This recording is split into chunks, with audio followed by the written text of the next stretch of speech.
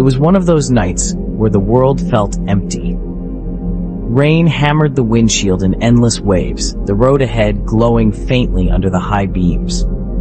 I had been driving for nearly 5 hours, heading home from a long business trip that ran 2 days late. The radio had lost its signal an hour ago, my phone battery was almost dead, and the GPS kept glitching, frozen on a straight gray line. There was no sign of life anywhere, just trees, darkness, and the sound of rain. At first, I thought I saw movement in the fog.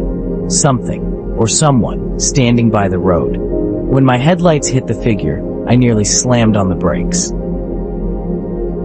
It was a young woman, soaked, wearing a dark coat, her hair plastered to her face by the rain. She stood completely still, arm outstretched, thumb raised for a ride. Something in me hesitated. Every instinct said, keep driving. But I couldn't. It was freezing, miles from anywhere.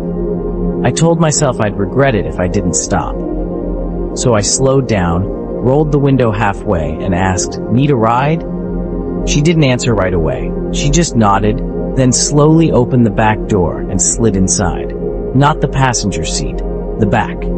She sat in silence, dripping water onto the seat, eyes fixed on the dark road ahead. I tried to break the silence. "Where are you headed?" I asked. Home, just home. Her voice was calm. Too calm. No last name, no address, just that one word. The drive went on like that for several minutes. Rain pounding the car roof, the wipers squealing. The silence between us felt thick, like the air itself didn't want to move. I turned on the heater, trying to dry her off, but she flinched when the warm air reached her. Then I noticed the temperature. It had dropped suddenly. My breath came out as fog. I glanced into the rearview mirror. She was staring out the window, her reflection barely visible in the misted glass. But her lips were moving, like she was whispering to herself. I leaned slightly to listen. It sounded like numbers, repeating over and over again. 14, 14, 14. "What's that?" I asked, my voice breaking the stillness. She didn't respond, but the whispering stopped. The GPS flickered on its own. A location appeared, just coordinates. When I zoomed in, there was nothing. No roads, no houses, no name, just black. Then she spoke again. Turn left here. "There's no road there," I said. She smiled faintly, a tired, ghostly smile. There is. And she was right. In the darkness, a narrow gravel path opened up between the trees, invisible until my headlights touched it. The branches hung low, scraping against the car as I drove deeper into the forest. My gut screamed at me to stop, but my hand stayed on the wheel. She whispered again, "Slow down. This is where it happened." My chest tightened. "What happened?" I asked. Silence. When I looked in the rearview mirror, the seat was empty. I slammed the brakes, my heart racing. The back door was still locked from the inside. Yet on the fogged-up window, there was a fresh handprint. Fingers long, thin, pressed firmly into the glass. Lightning flashed. And in that brief burst of light, I saw it. An old wooden cross just off the road, half buried in mud, with faded flowers hanging from it. I got out, the rain soaking through my jacket instantly. The cross had a name carved into it, the same name that had flashed on the GPS before it went dark. Emma Carlisle. A wave of dread hit me, because I knew that name. Years ago, there had been a story. A young woman killed on this highway while walking home in a storm. She was hit by a car that never stopped. Her body was found the next morning, just a few feet from this very spot. My headlights flickered. The engine sputtered. I rushed back into the car and locked the doors. The handprint was gone. But on the seat where she had been sitting, there was a small silver pendant shaped like a cross, cold to the touch. I started the car and sped off. I didn't look in the mirror again. When I finally made it home, it was past 3 a.m. As I turned off the ignition, my headlights flashed across my garage door, and there, clear as day, was a single wet handprint, just like the one on the window. I moved out of that house a month later. But every time it rains, I swear I still hear her voice in the static when I turn on the radio. Always the same whisper. Thank you for the ride.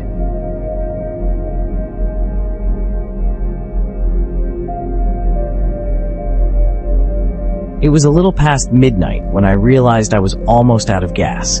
The needle on the gauge was practically kissing the E. I'd been driving for hours, cutting through a long stretch of highway between two small towns. Nothing but trees and the occasional flicker of a road sign, swallowed by the oppressive darkness. The GPS showed no nearby stations, just an endless void. But about 10 minutes later, a dim glow appeared on the horizon. An old, run-down gas station. The kind you only see in movies right before something bad happens. The neon sign flickered weakly, open 24 hours, but the paint was peeling, and half the bulbs were dead. It looked like a relic from another time. I pulled in anyway. My tank was nearly empty, and I didn't have a choice. When I stepped out, the air felt wrong. Still. Heavy. The rain had stopped, but the ground was still wet, and there was no sound. No crickets, no wind. Just the faint, sickly hum of the old fluorescent lights overhead. I swiped my card. The pump didn't beep. Instead, the digital display lit up on its own, the green numbers glowing eerily. Prepaid. Begin fueling. That should have been impossible. I hadn't inserted anything yet, but I just brushed it off, figuring the system was glitchy. I started pumping gas, the smell of gasoline sharp in the dead air. That's when I noticed the door to the store, slowly swinging open and shut over and over again, even though there was no wind. It squeaked every time, a rhythmic, grating sound like it hadn't been oiled in years. Curiosity got the better of me. I walked toward the door, my footsteps echoing unnaturally loud. I called out, "Hello? Anyone here?" The bell above the door jingled faintly as I stepped inside. It smelled of old coffee and dust. Shelves were half empty, coated in a thick layer of grime. A single fluorescent light flickered above. Behind the counter sat an old radio, playing faint static. There was no one there, no clerk, no sound except the buzz of the light and that whispering static.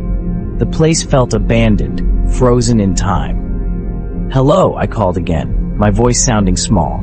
Still nothing.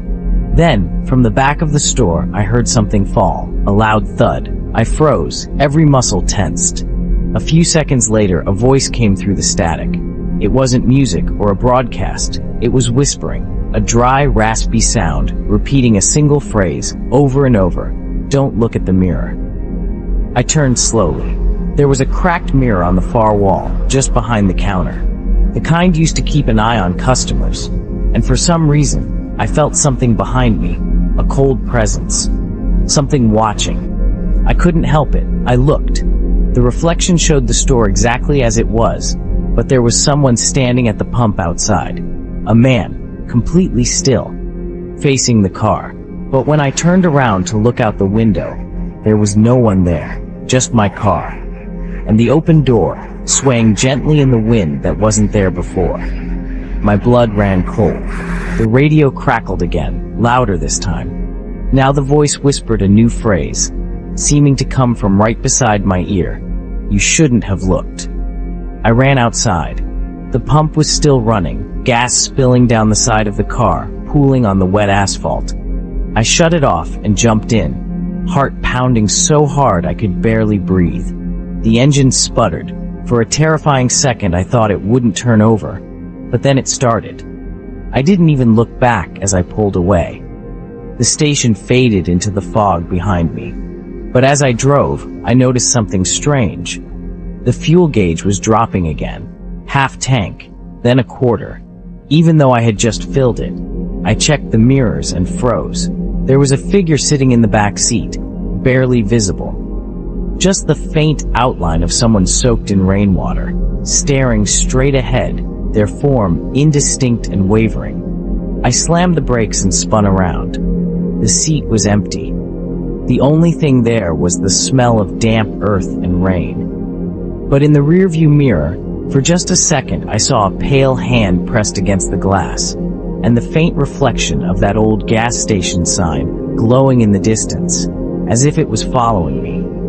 When I finally made it home, I locked the doors and tried to convince myself I imagined it all, that it was just exhaustion playing tricks on my mind.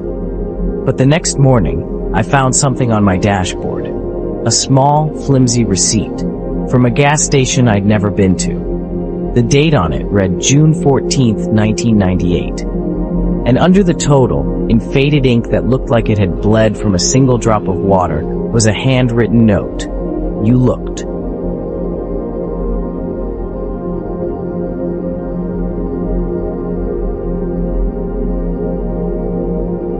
Rain fell in a steady, hypnotic whisper against the windshield, each drop tracing a fleeting path through the darkness.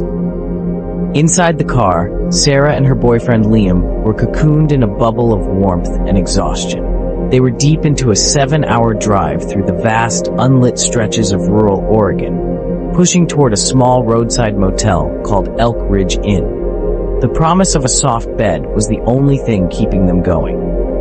Outside, the road was a desolate ribbon of wet asphalt, completely empty. For the last hour, they hadn't passed a single vehicle. No headlights approached in the opposite lane, no taillights receded into the distance. There were no cars, no lights from distant towns, just the rhythmic, metronomic thud of the wipers and the faint, droning hum of the tires on the slick road. It was well past midnight when the calm was broken. The GPS, their silent guide through the night, suddenly crackled with static, and the screen flickered, redrawing their path. Rerouting. Take the next exit, 47. Sarah frowned, leaning forward. She'd studied the map before they left, memorizing the major junctions. Exit 47? There wasn't supposed to be an exit 47 on this highway. I'm sure of it. Liam glanced from the glowing screen to her, a flicker of unease in his own tired eyes. He then looked down at the dashboard, at the needle hovering just above empty. Maybe construction or something. Let's just follow it. We're almost out of gas anyway. It probably knows a shortcut with a gas station. Reluctantly, Sarah agreed. They took the turn. The exit ramp curved sharply down into a narrow 2-lane road, far more primitive than the highway they'd just left. Ancient, gnarled trees pressed close on both sides, their branches like skeletal fingers reaching for the car. The headlights caught thick, low-lying mist drifting across the asphalt like pale smoke, swallowing the beam of light just a few feet ahead. After a few minutes of driving deeper into the oppressive quiet, the GPS lost its signal completely. The map vanished, replaced by a single blinking message: no service. They were blind. The road twisted endlessly through the suffocating darkness. There were no signs, no houses, not even a mailbox.